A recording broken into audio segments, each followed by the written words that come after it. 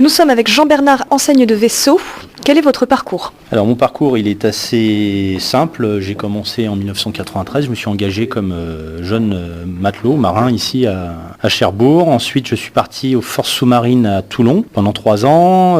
Après la surface, BAT, le brevet supérieur, 2 campagnes célibataires et les forces sous-marines à Brest sur les sous-marins nucléaires lanceurs d'engins depuis 2004.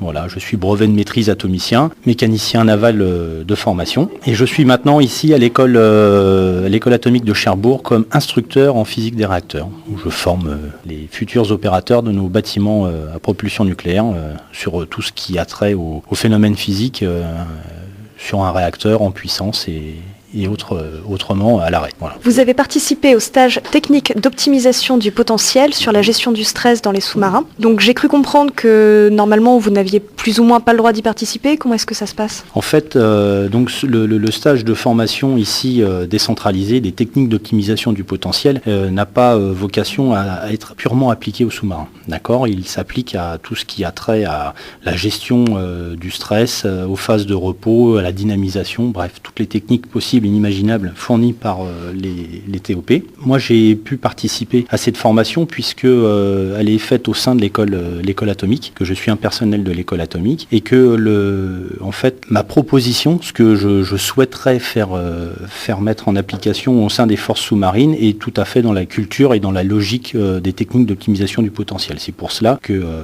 j'ai pu participer à ce stage, sachant pertinemment que je n'aurai pas de reconnaissance marine, en tout cas concernant cette formation.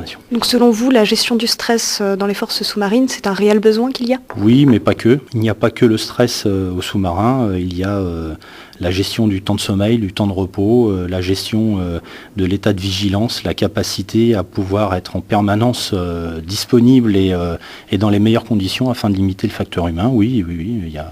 Comme dans des tas d'autres domaines, aux forces sous-marines, oui, il y a un besoin, je pense sincèrement, applicable avec les techniques d'optimisation du potentiel. Donc en fait, tout ça, ce sont des facteurs d'anxiété qui pèsent sur les hommes et qui peuvent parfois conduire à des erreurs. Alors l'anxiété, la motivation, il n'y a pas que le stress qui peut être un facteur, je dirais, aggravant.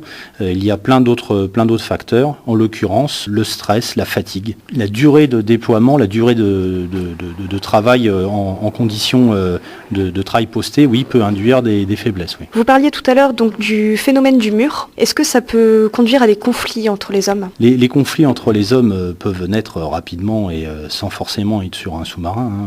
Le fait est que ce sont quand même des équipages, des gens qui se connaissent. On vit quand même tous les uns avec les autres. On apprend à vivre les uns avec les autres et on apprend à se supporter, à s'entraider, etc. Bien entendu. Mais ce n'est pas... je dirais, c'est pas la foire d'empoigne à bord non plus. Il n'y a pas eu de soucis dramatiques avec des conflits engendrant une bagarre générale à bord du sous-marin. Nous sommes quand même professionnels, heureusement d'ailleurs. Voilà, il y a comme partout des moments où on n'est pas forcément en phase avec tous les autres et il faut savoir gérer ce moment-là, prendre un peu de recul et puis discuter, puisque c'est la base de tout, de toute manière. Ces techniques de gestion du stress peuvent également être appliquées dans la vie de tous les jours. Alors, quelles techniques est-ce qu'on peut appliquer ? Dans la journée, les causes de stress peuvent être nombreuses et même répétées. C'est un petit peu l'accumulation qui engendre ce phénomène de « je me sens stressé et je ne maîtrise plus ». Comment on peut faire ? Eh bien, faut apprendre à se connaître, apprendre à pouvoir, je dirais, absorber ces éventuels moments délicats par le biais de la respiration. On peut tout à fait très rapidement se calmer par le biais d'une respiration relaxante en l'occurrence et puis par le biais d'un travail que l'on fait avec les TOP, arriver à mieux se connaître et donc augmenter sa capacité, je dirais, à la gestion, à l'interprétation des phénomènes extérieurs qui peuvent conduire à être stressé, donc se contrôler un peu plus facilement. Vous êtes passé par la case sous-marin vous-même. Comment est-ce que vous vous en sortiez avant ce stage en fait ? En fait, on s'en sort toujours, sinon on fait autre chose. Je m'en sortais comme tout le monde, il y a l'habitude, on prend l'habitude de naviguer, de faire notre boulot et que ce soit pas... c'est applicable à tout le monde, tout à chacun bien entendu, dans n'importe quel emploi. Avec le recul suite à la formation, eh bien, je me rends compte que ça permet de voir les choses différemment et certainement de pouvoir les appréhender avec plus de facilité en tout cas, ça c'est sûr. Est-ce que vous voyez quelque chose à ajouter ? Écoutez, non, je suis ravi de votre présence, que l'on s'intéresse à tous les travaux que l'on peut faire ici et au niveau de l'armée sur la prise en compte de la personne. C'est déjà très agréable et merci bien d'être venu.